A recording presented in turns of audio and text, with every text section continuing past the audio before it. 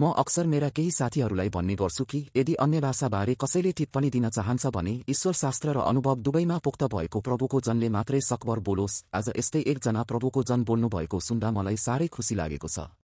Pastor Bhojraj भट्टजीले यी शिक्षाहरू पेश गर्नुभएको छ। एक अन्य भाषा सबैले बोल्दैनन्। नयाँ करारमा पनि आत्माको बप्तिस्मा भए लगत्तै सबैले बोलेको रेकर्ड छैन। साथै सुसमाचारको लागि दिएको हो भन्ने कुराको पुष्टि पनि रेकर्ड छैन। 2 नयाँ करारमा अन्य भाषा बोल्नु मामुली कुरा अक्सर हुने थियो, तर विश्वव्यापीकरण मामिला बोल्नै पर्ने कुरा चाहिँ थिएन। 3 अन्य भाषाको आफ्नै अलौकिक औचित्य छ। 4 यो मानिसले बुझ्ने भाषा होइन। 5 यसलाई अरूलाई देखाउने र प्रभाव पार्ने हिसाबले प्रयोग गर्न हुन्न।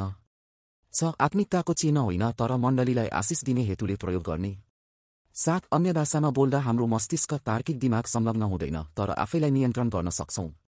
8 प्रार्थनाको अलौकिक माध्यम हो। 9 यसबाट आराधना र स्तुति गर्न सकिन्छ, तर सार्वजनिक प्रयोगको लागि होइन। 10 अन्य भाषाबाट कोही पनि प्रभावित हुँदैन। 11 अलौकिक भाषा अन्य संस्कृति र धर्महरूमा पनि पाइन्छ, जस्तै मनोक्रान्तिका प्रखर धर्मगुरु स्वामी योगी विकासानन्द।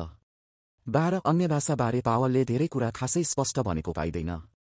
13 यसको महत्त्व विशेष गरी व्यक्तिगत जीवनमा छ।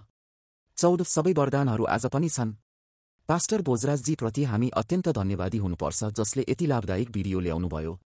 उहाँ बौद्धिक र आत्मिक दुवै पक्षलाई सँगै लिएर जिउनुहुन्छ र सिकाउनुहुन्छ। सायद आज धेरै पेन्टिकोस्टल र क्यारिजम्याटिक मण्डलीमा उहाँको शिक्षाको खाँचो छ, जसले न आत्मिक अनुभवको आगो निभाउने प्रयास गर्छ न त मण्डलीलाई बौद्धिक पक्षमा गरिब तुल्याउँछ।